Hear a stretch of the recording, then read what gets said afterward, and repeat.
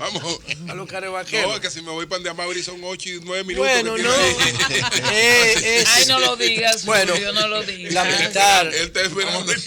Te extrañamos en estos días, la luz. Gracias, mi amor. Si te falta, si te falta. La Luz, ¿y por qué tú te desapareces así? Bueno, Rápido, porque ¿sí? tú sabes que ahora ya yo soy una persona pública. ¡Ay!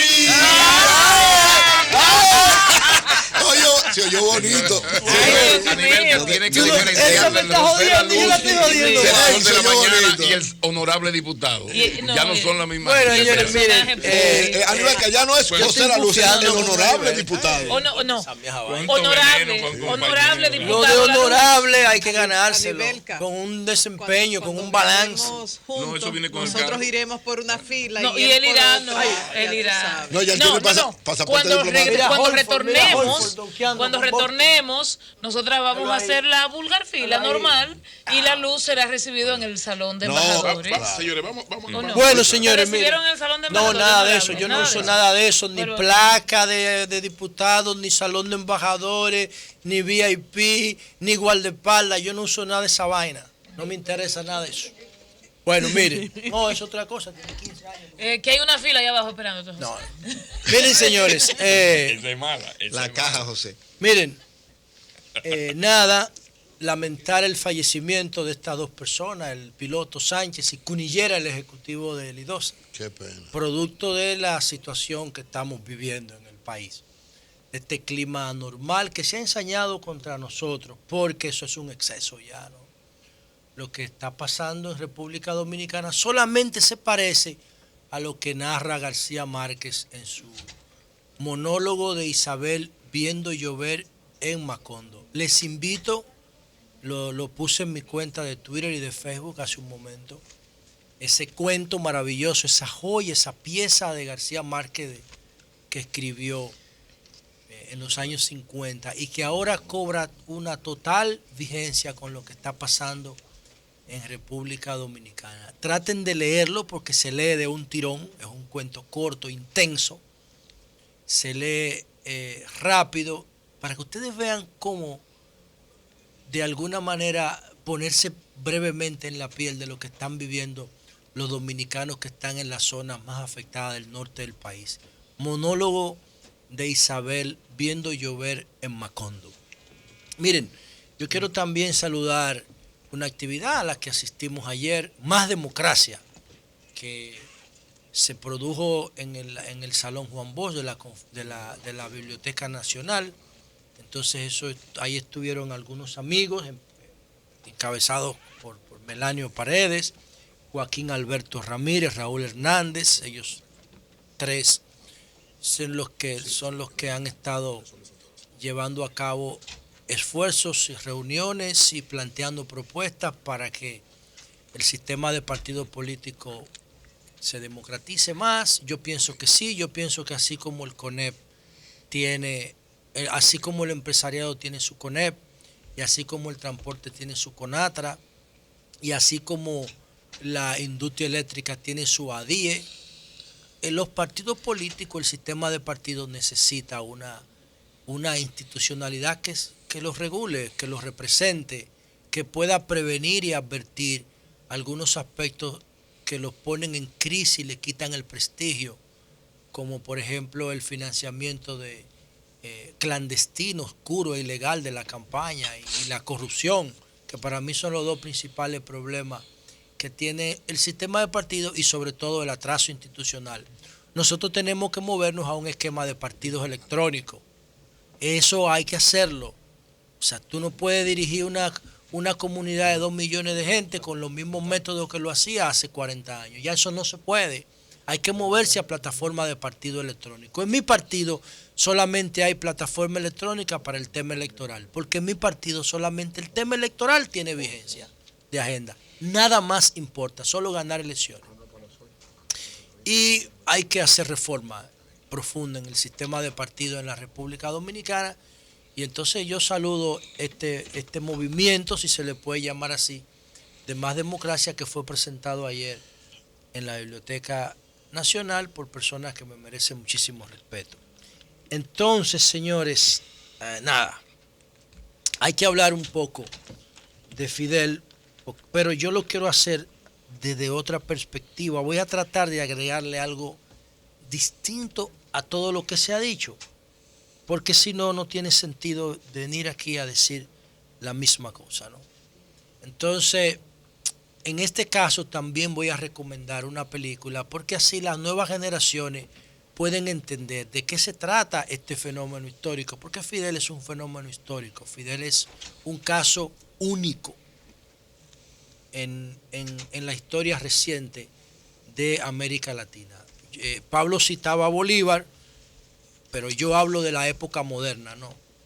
Del siglo XX. Para mí Fidel es el latinoamericano más trascendente del siglo XX, no hay otro como él. Y la historia se va a encargar de poner las piezas en su lugar. Pero para que ustedes entiendan la dimensión de lo que estamos hablando, yo les recomiendo la película Fidel del 2002. Está gratuita y en español en la web, en YouTube la pueden ver. Es una miniserie que hizo la cadena Showtime a principios de este siglo, en el 2002, y entonces la pueden ver completita, la pueden ver de un tirón o la pueden ver en varias etapas, porque les digo que dura casi más de 3 horas, son varios capítulos en uno, y ahí Fidel está interpretado por Víctor Hugo Martín y el Che por Gael García Bernal. Esta película fue dirigida por David Atwood y es una de las películas buenísima, más ilustrativas, porque es seria. Es una película honesta, hecha por los gringos, pero con un criterio muy objetivo. Y ahí pueden ustedes ver las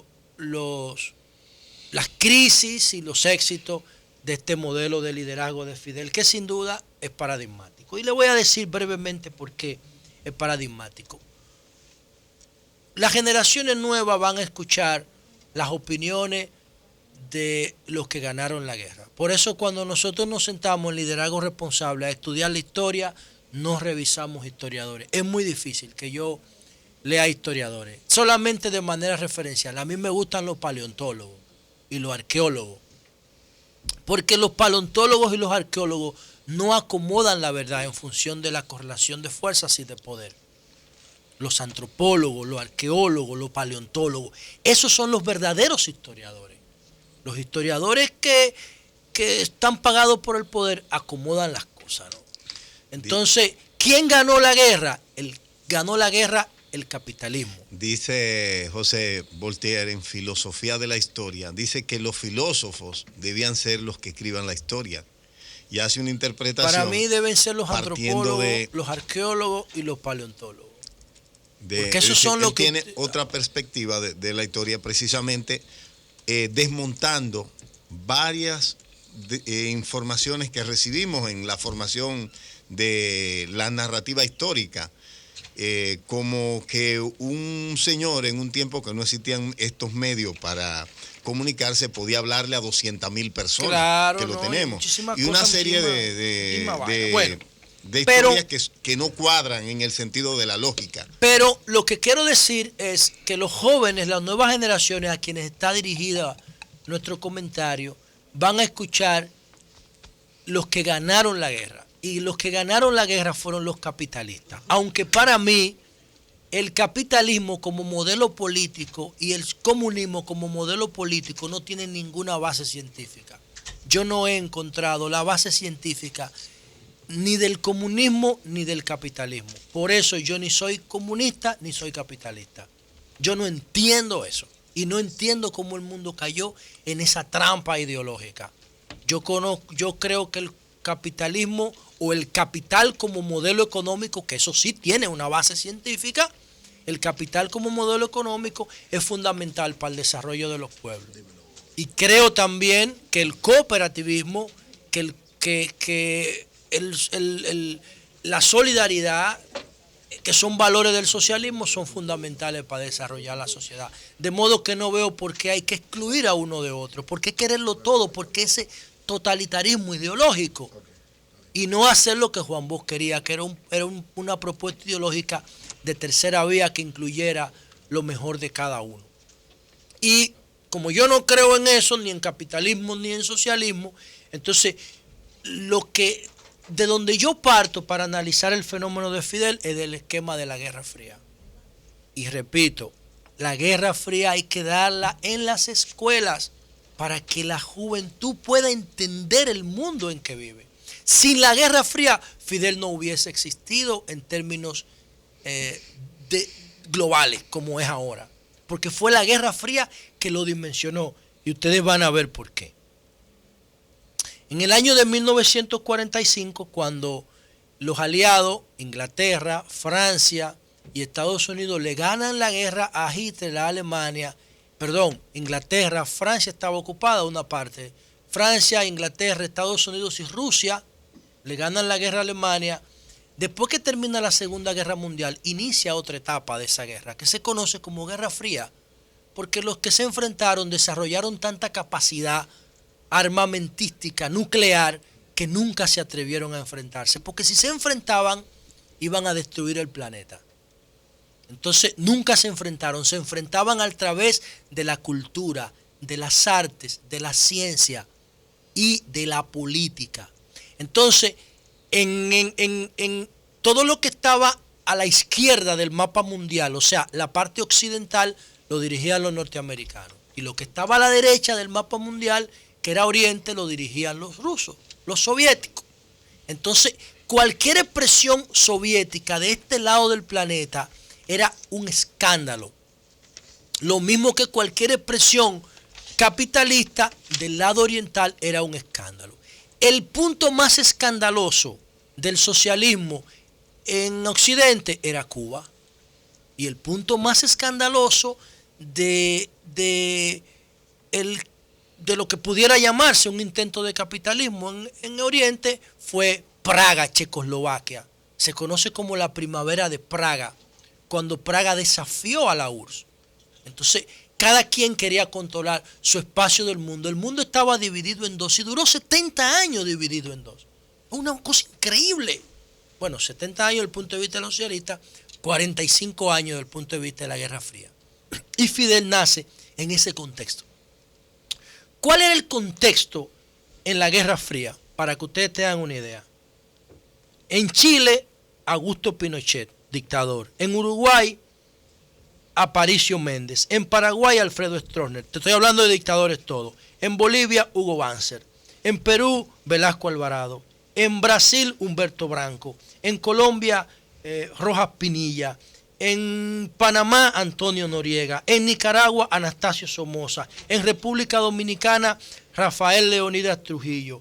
En Honduras, Carías Andino. En Guatemala, Castillo Armas. En México, bueno, en México no, porque el México no, esa época. En Cuba, Batista y después Castro, que para mí cabe en la categoría de dictador, para mí, porque impuso una forma de gobierno. Y para él mismo, bueno, porque era la dictadura del proletariado, lo que yo proponía. Sí, también había una cultura de eso. En Haití, François Duvalier. En España, Francisco Franco. Miren ustedes, el esquema donde se desarrolla y nace Fidel Castro, la dictadura era una cultura americana. Era una cultura. En Estados Unidos no había una dictadura personal, pero había una dictadura del establishment, que todavía existe. Entonces, tomando en cuenta esas consideraciones, es que tenemos que ver a Fidel en ese contexto histórico. Si lo sacamos de ese contexto histórico, no lo vamos a poder analizar con objetividad. ¿Y qué balance deja Fidel después de su muerte? Una muerte por desgaste senil, una muerte biológica, fisiológica a los 90 años. Un proyecto político, ideológico de éxito, aunque yo reitero que para mí el comunismo no tiene fundamento científico. Bueno, Fidel se convierte en la figura más señera del socialismo americano. 14 años después de su llegada al poder asesinaron en Chile a Allende y Fidel resistió todos los embates. El punto más álgido de la Guerra Fría fue la crisis de los misiles de octubre de 1962, donde Estados Unidos se dio cuenta en el gobierno de Kennedy de que la Unión Soviética había instalado misiles nucleares en La Habana, señores. Y Fidel Castro tuvo el valor y la determinación de poner esos cohetes a 90 millas de la Florida. Y eso fue quizás lo más cerca que estuvo el mundo de una guerra nuclear o de una tercera guerra mundial. Entonces, antes de eso, en el 61 se produjo la invasión de Bahía de Cochinos, que hablábamos ahorita con Roberto Cavada, y Cuba se convierte entonces en la figura principal del socialismo. Eso hizo que aquí tumbaran a Juan Bosch, la embajada norteamericana, la iglesia, las Fuerzas Armadas trujillistas y la oligarquía, evitando que en República Dominicana se produjera otra Cuba, para que usted tenga una idea. Y eso pasó en todos los países de América Latina. En el año, porque Cuba trató de exportar su modelo de revolución, no solamente en América Latina, sino en el mundo entero. En el año de 1990, el modelo económico soviético colapsó. Y cuando el modelo soviético colapsó, todo se vino abajo. Cuba entró en un periodo que ellos le llamaban periodo especial y tuvo que enfrentar muchas protestas. ¿Cuál fue ahí? Ahí se vieron las principales debilidades de Cuba, porque no aprovecharon el padrinazgo, el subsidio soviético para hacer una base económica diversificada. Se concentraron mucho en repartir lo que tenían y cuando se le quitó la sombrilla soviética quedaron sin nada. 7 años después entonces vino Chávez al poder y Cuba pudo enganchar otra vez con otro padrinazgo.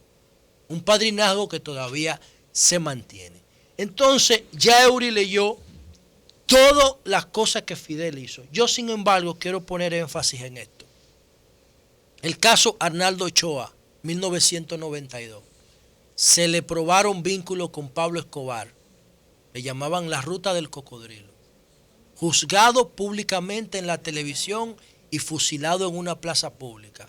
A partir de Ochoa, en Cuba no se conoce un caso de narcotráfico. El principal problema de República Dominicana es la inseguridad, producto del narcotráfico y la corrupción. En Cuba no se conoce un caso de corrupción pública que no haya sido tratado con eficiencia y con eficacia. Muertes extrajudiciales. En Cuba existe la pena de muerte. La última se produjo en el año 2000, hace 16 años. En Cuba no hay un muerto extrajudicial. En República Dominicana se producen 3 y 4 todos los días. La policía mata gente en la calle y los casos no son llevados a la justicia para investigación. El mejor sistema educativo de América Latina según el Banco Mundial, el de Cuba. El mejor sistema de salud, la mejor esperanza de vida. Eso ya Eury lo dijo. Pero hace 2 meses salió un informe dando cuenta de que Cuba es el mejor país del mundo para criar un niño, con mayor seguridad. El mejor país del mundo. No lo dejan nacer. Bueno, sí, son 11 millones. No, claro, lo primero Bueno, que no lo dejan nacer. Son 11 millones. Son 11 millones. Son 11 millones, están ahí. Se crían porque no Ahora, bueno, si tuvieran el relajo de aquí, fueran 30 millones y no tuvieran con qué comer. Sí. Si tuvieran el relajo de aquí, pero en Cuba se planifica cada niño antes de nacer. La planificación es un valor de ese modelo. Ahora, ¿qué va a pasar en el futuro? Yo particularmente creo que los Castro debieron dejar el poder cuando cayó la Unión Soviética. Pero deja el futuro para mañana. No, espérate, brevísimo, dame un minuto, ustedes no me dejaron hablar en el día entero. Sí. Miren, yo considero que los Castro debieron dejar el poder en el 90. Cuando terminó su época histórica, se convirtieron en un anacronismo, imponiéndole su modelo a un pueblo que merecía definir su propio destino. Se convirtieron en un anacronismo y tienen 16 años imponiendo un modelo. Anota ahí también la tosudez de los norteamericanos que solo ahora lo entendieron, porque Sí, ese era el momento los dos. donde bajar la guardia y llegar a la negociación. Por eso la grandeza de Obama. Entonces, ese era el momento. pienso que los cubanos, a la revolución hay que verla como una siembra. Estos 57 años de revolución hay que verlo como una siembra, y si los cubanos se pueden dar un nuevo orden político, social y económico más acorde a lo que estamos viviendo en el siglo XXI, es cuestión de tiempo para que ese pueblo empiece a recoger los frutos de la siembra que hizo Fidel Castro. Cambio fuera.